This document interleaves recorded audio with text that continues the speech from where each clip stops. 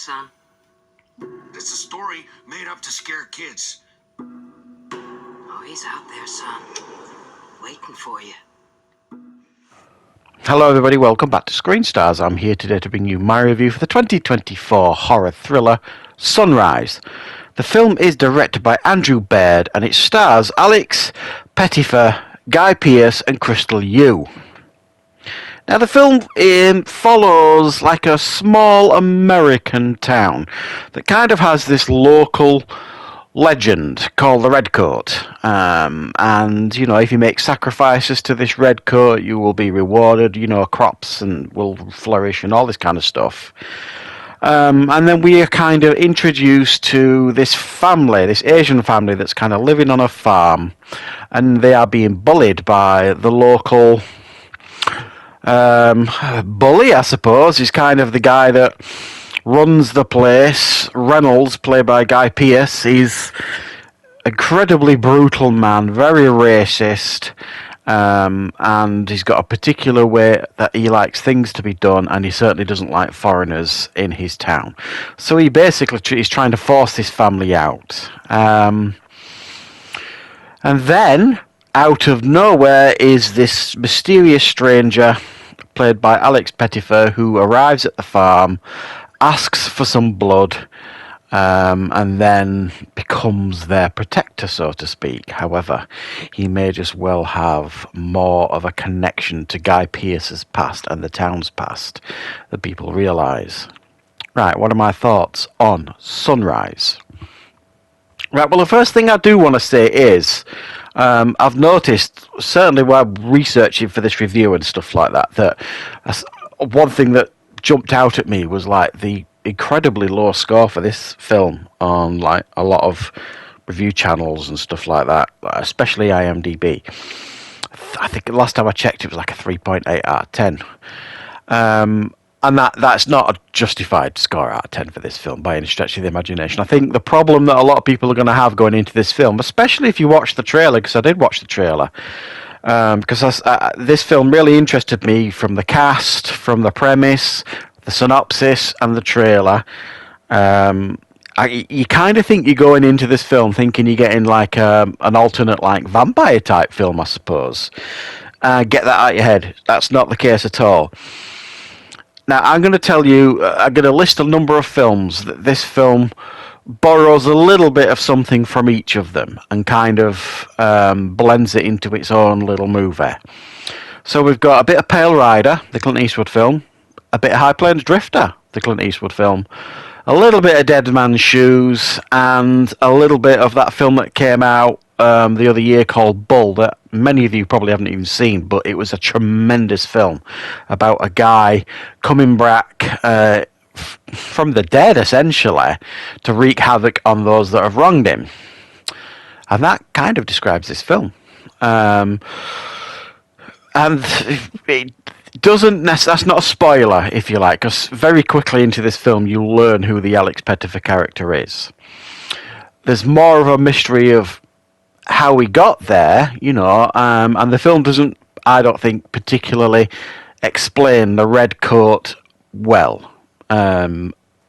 It's some kind of demon? Is it some kind of avenging angel? What is it? It doesn't do a good job of explaining that. And not that I always want things explaining. But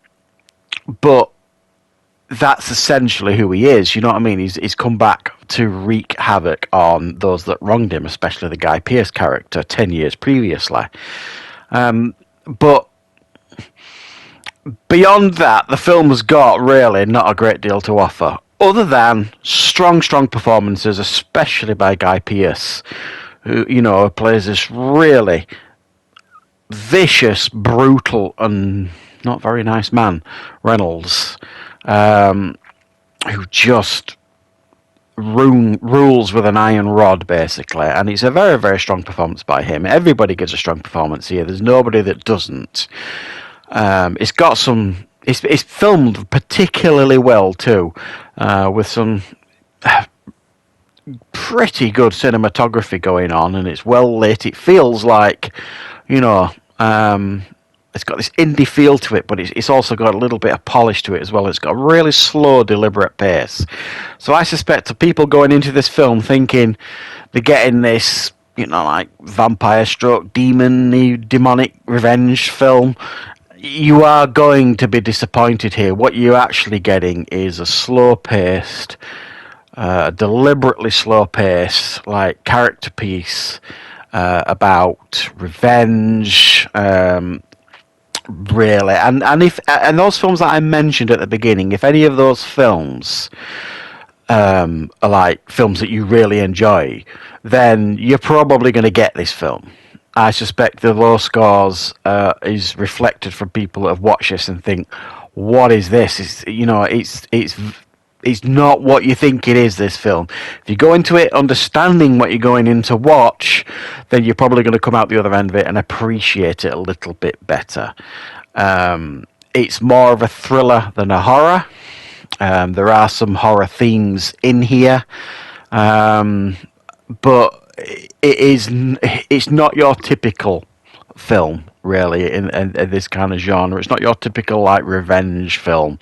It's quite layered, it's quite complex, it's got some strong ideas going for it, but I think it makes quite a few missteps as well. Like I said, I think the slow pace will put a lot of people off. I think they reveal too much. I mean, what makes those films that I mentioned really stand out?